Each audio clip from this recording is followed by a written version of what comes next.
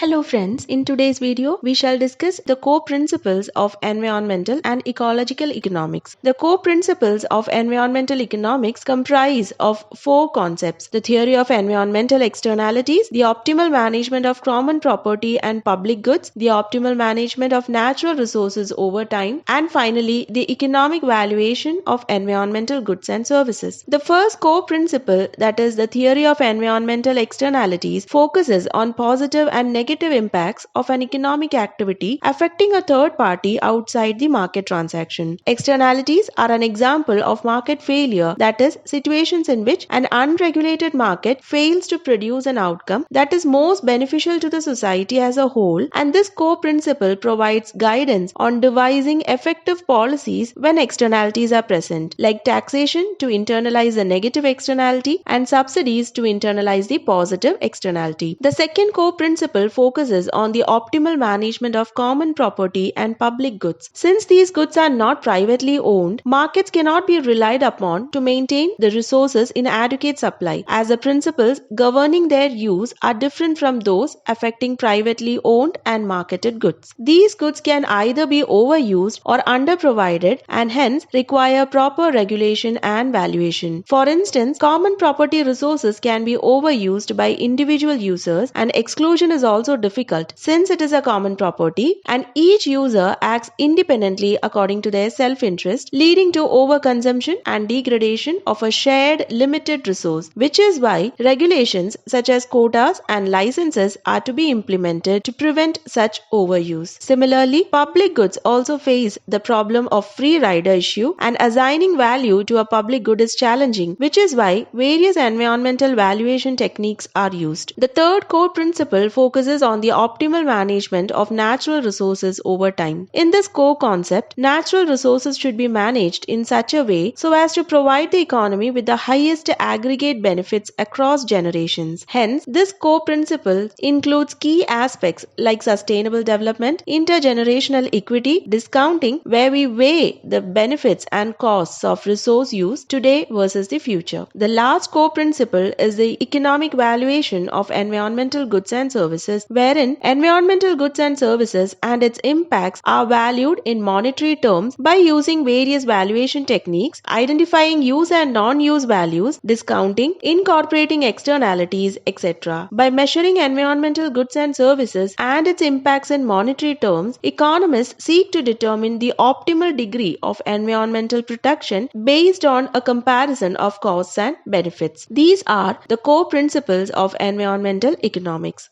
Now let's see the core principles of ecological economics. The field of ecological economics is broader than the field of environmental economics, due to which its core principles are not that easy to define. However, three core principles of ecological economics are identified. First is, the economic system is a subset of the broader ecological system. Secondly, sustainability should be defined according to ecological rather than economic criteria. And finally, it is essential to rely upon a range of academic disciplines and perspectives besides economics to provide insight into environmental issues. As for the first core principle, our economy operates within the environment. In basic economic models, we look at how households and businesses trade goods and services. These models consider things like land, labor, and capital. While we can keep reusing labor and capital, some natural resources like water, trees, or minerals don't come back once we use them up. Also, these simple models don't think about pollution or waste from making products. This waste goes back into our environment, like in the form of polluted water or air. Ecological economists say we need a bigger model that look at both the environment and economy together. This way, we remember that our economy works within the limits of our environment. In the figure given here, environmental economics begins by looking at our economy and economic activities from the inner circle and then assesses